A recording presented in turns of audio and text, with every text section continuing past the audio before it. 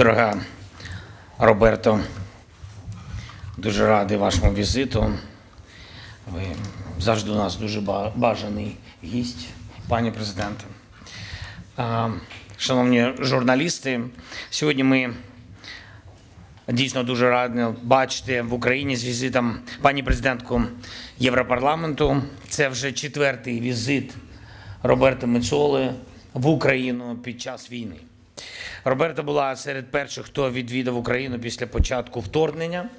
Загалом Європарламент та пані президентка завжди послідовно підтримують нашу державу, нашу незалежність, наш суверенітет і наших людей, безумовно. Я хочу за це подякувати, Роберта, тобі особисто за твою таку велику увагу до України. Ми однаково сприймаємо ситуацію зараз. Захист України – це захист Європи. Допомога Україні – це допомога Європі. Росія завжди ставилась з презирством до об'єднаної Європи.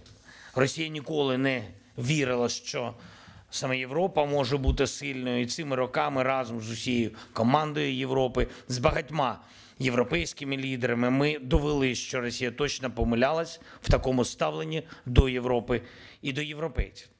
Важливо, що Україна тільки додає Європі єдності, сили, впливу на глобальні справи. Зараз ми бачимо, як перебудовуються відносини між Європою та Сполученими Штатами Америки, як Європа вибудовує свою нову позицію у глобальних справах. Важливо, щоб і надалі Європа залишалась глобальним суб'єктом, глобальним захисником свободи і людських прав. Ми це забезпечимо всі разом, я в цьому впевнений. Сьогодні ми з Робертою обговорили ключові теми, які є між Україною та європейськими інституціями. Вдячні за підтримку перемовин щодо вступу України в Європейський Союз. Ми робимо те, що обіцяли. І зі свого боку ми дуже розраховуємо, що Європейський Союз, лідери Європи будуть виконувати свою частину роботи, те, що стосується саме кластерів.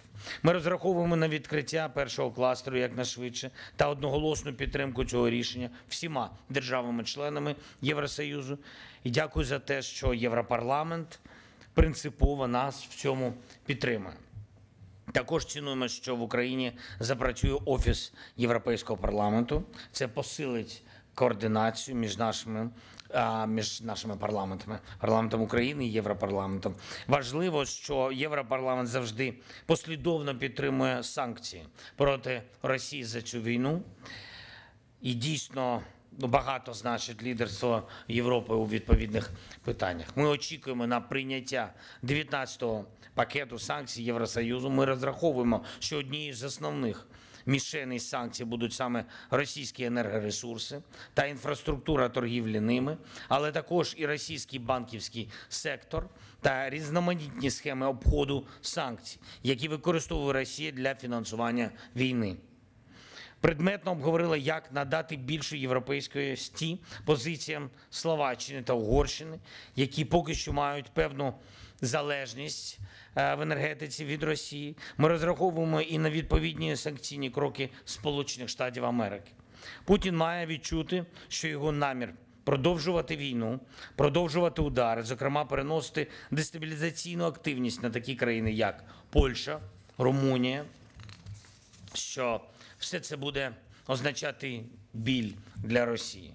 Якщо Росії не боляче, вона воює. Вони повинні відчувати більші економічні, більше політичні і інші втрати, щоб ми нарешті змогли наблизитись до миру.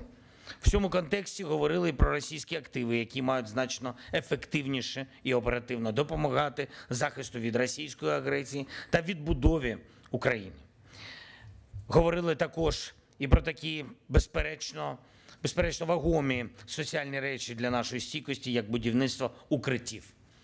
В деталях сьогодні я говорив з Робертою: укриття для наших шкіл, для дитсадочків, для університетів, укриття для людей, укриття для лікарень. І ми розраховуємо на підтримку Європою нашої програми безоплатного харчування для всіх дітей в усіх школах України. Ми розраховуємо, що ЄС буде також предметно з нами у цих питаннях. І дякуємо всім, хто нам допомагає. Дякуємо дуже, Роберто, тобі особисто. Ще раз. Слава Україні! Заява президента Європейського парламенту. Thank you very much. Good afternoon. Дуже дякую, доброго дня. І дякую, президенте Зеленський, за дуже хорошу зустріч, за вашу сміливість і за натхнення, яке ви показали Європі та світу. Для мене справді честь бути знову в Києві сьогодні. Я знаю, що ви бачите це ознакою триваючої підтримки Європарламенту для України, українського народу, тих людей, які досі тут борються. Я також мала привілей сьогодні відвідати школу в Білогородці з першою леді. Я бачила на власні очі там, насамперед, вплив того, як європейські кошти можуть перетворитися на більшу безпеку для українських дітей шляхом побудови укриттів. І ви сказали про укриття, Володимире. Я забираю це з собою звідси, щоб впевнитися, що ми зможемо повноцінно вам допомогти в цьому вимірі. І також щодо того, як харчування може допомогти вашим дітям та бути моделлю для всіх нас в Європі. Росія продовжує свої безпощадні атаки по цивільних та цивільній інфраструктурі, і останніми тижнями вони також вдарили по будівлі уряду та будівлі місії ЄС тут, в Києві. Російські дрони також порушили польський та румунський повітряний простір. Невинні люди, невинні українці продовжують платити ціну через російський імперіалізм та агресію. Але мій меседж тут – це цілковито запевнити вас, що Європа не відступиться від своєї підтримки Україні. Як я сказала у Верховній Раді цього ранку, ви ніколи не будете йти на цьому шляху одні. Ми будемо тільки посилювати нашу рішучість і нашу підтримку. Разом ми можемо довести росіянам, що їхні дії не залишаться без відповіді. І разом ми будемо робити це, щоб стримувати їх і забезпечити мир. Як ми це зробимо? Насамперед, ми будемо продовжувати послаблювати російську воєнну машину через координовані та сильні санкції. Ми зараз працюємо над 19-м санкційним пакетом. Переговори продовжуються. Ми будемо нарощувати нашу гуманітарну військову підтримку, економічну підтримку для України. Ми посилимо нашу співпрацю з міжнародними партнерами та будемо інвестувати у власне виробництво України. Ми також готові і ми наближаємося до того, щоб втілити це в життя, щоб цілковито відійти від російських нафти та газу, знайти надійних та безпечних партнерів. І ми також б'ємо по російському тіньовому флоту. Ось як ми можемо наблизитися до миру, який ми всі хочемо побачити і заради якого ми всі так важко працюємо. Але дозвольте мені також чітко сказати, цей мир повинен бути постійним, він повинен базуватися на справедливості, на гідності. Це має бути мир, який поважатиме український суверенітет та незалежність. Ніщо не може вирішуватися про Україну без України. Ми були з вашою країною, коли перші бомби почали падати, і ми ніколи не відступилися від цієї підтримки, тому ми завжди будемо поруч з вами, дорогий президенте Зеленський. Будемо з вами аж до того моменту, коли ви займете своє чільне місце в нашому Союзі. І після цього. Але ми повинні рухатися далі і, зрештою, нарешті, просунутися у вашому процесі доєднання до Європейського Союзу. І тут Європарламент абсолютно чіткий. Ваше майбутнє – це Європа, і це частина необхідних безпекових гарантій, яких потребує ваша країна, але яких також потребує Європа на цьому континенті. І дозвольте мені завершити,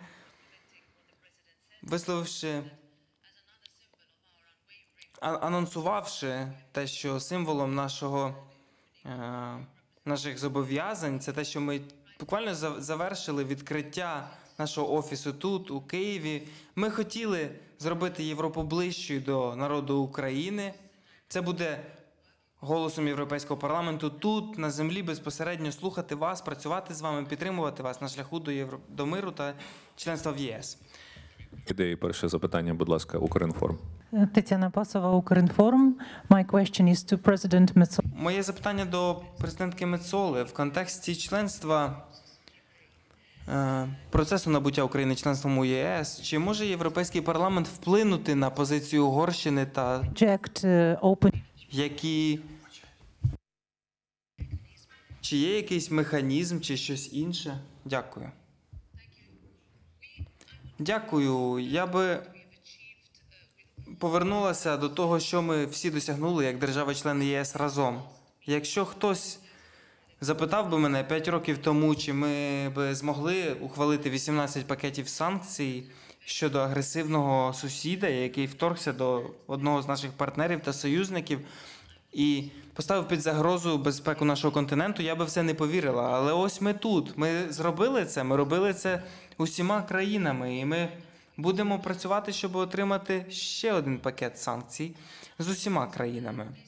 Щодо розширення, це, звичайно, процес, який базується на заслугах, на критеріях, але ми абсолютно чітко говоримо, і хочу також запевнити вас щодо що більшість в Європарламенті за те, щоб Україна зайняла своє місце в Європейському Союзі. Ми підтримуємо всі зусилля, всі переговори, всі обговорення, щоб перші кластери були відкриті.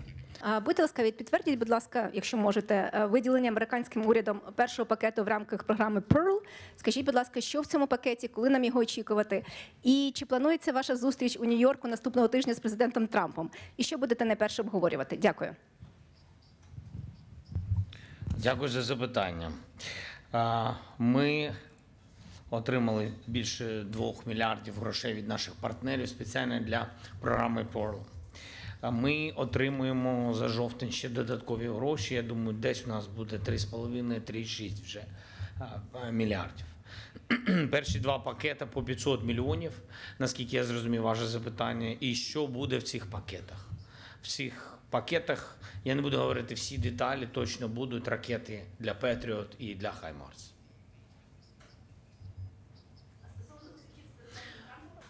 Наші команди працюють, щоб вийшло нам зустрітись.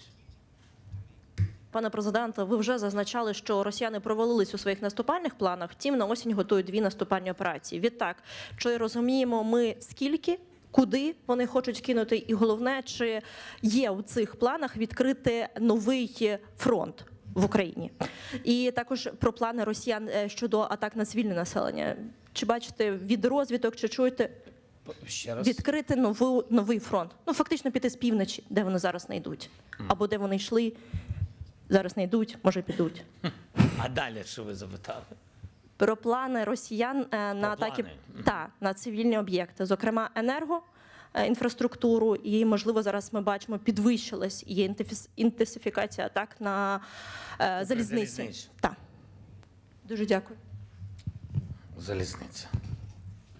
Окей. 4 основні напрямки були обрані Росією по всіх документах, по всіх даних розвідок.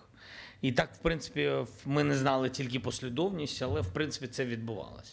Сумський напрямок, Сумський наступ, Новопавлівська операція, Покровська операція як одна з основних, і Запорізький напрямок. Це 4, які ми бачили, відповідні дані. Сумська провалилася операція, вони понесли великі втрати, передусім особовий склад. Вони на сьогодні, я не знаю, що буде завтра, так, умовне завтра, але на сьогодні вони відмовились від цього напрямку і перекинули свої засоби і особовий склад на інший напрямок.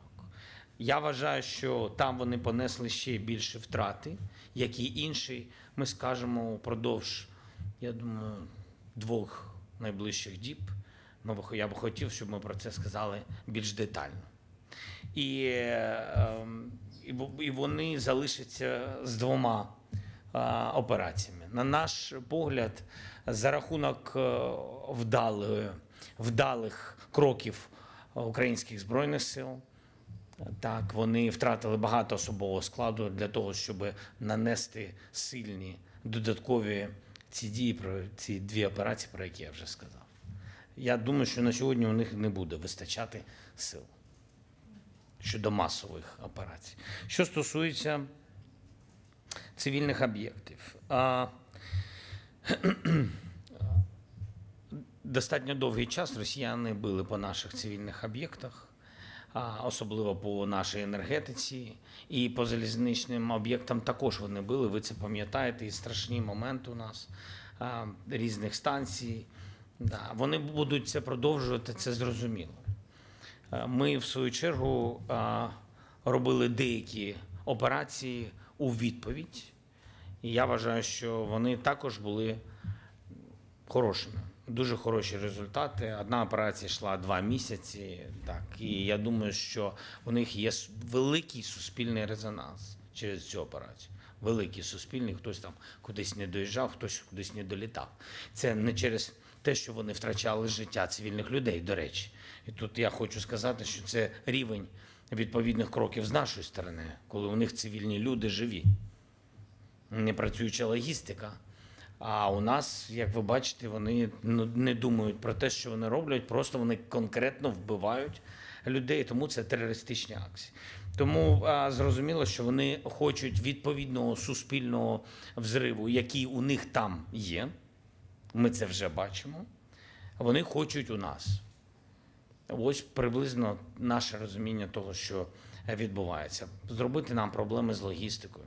Ну і готуються вони, як ми готуємось до опалювального сезону, так і вони готуються до опалювального сезону. У них там свої є вже черги. Я думаю, ми діємо правильно. Thank you. Дякую. Я просто хочу дещо прояснити те, що стосується питання обговорення безпекових гарантій. Чи є більше деталей щодо того, що конкретно союзники можуть забезпечити в плані військ на землі, що саме Сполучені Штати пропонують, ви згадали якісь позитивні сигнали, які були раніше, і щодо інвестицій в оборонну промисловість, скільки інвестицій вам потрібно, щоб наростити виробництво в Україні? І питання до пані президентки. Тому, що стосується членства в ЄС, які реалістичні перспективи того, що це станеться як частина безпекових гарантій для України? Ми розглядаємо членство в ЄС як форму безпекової гарантії. Це зобов'язання бути частиною групи держав, які не лише є економічною потугою, але також безпековою. Я можу сказати, що кожна країна, яка хоче доєднатися до Європейського Союзу, також робить це, щоб бути готовою. Звичайно, останні роки показали нам, що цього було недостатньо. Останні зобов'язання в НАТО. Держави-члени збільшують свої видатки на оборону. Це також натякає на готовність і спроможності. Ми зробили цей заклик в нашому Європейському Союзі через законодавство, яке ми ухвалювали, зокрема в частині закупівель. І ми зараз працюємо над тим, щоб зробити швидшим оборонні закупівлі, зробити їх більш ефективними. 2 – це оборонне виробництво. 3 – це допомога фінансова, щоб збільшити виробництво тут. Але також ми говоримо про те, щоб бути швидшими у відповідях на загрози, які ми бачили з 2022 року. Тобто в цьому ми завжди були, мені здається, навчені історією, що без реальних безпекових гарантій, все, щоб ми досягнули, це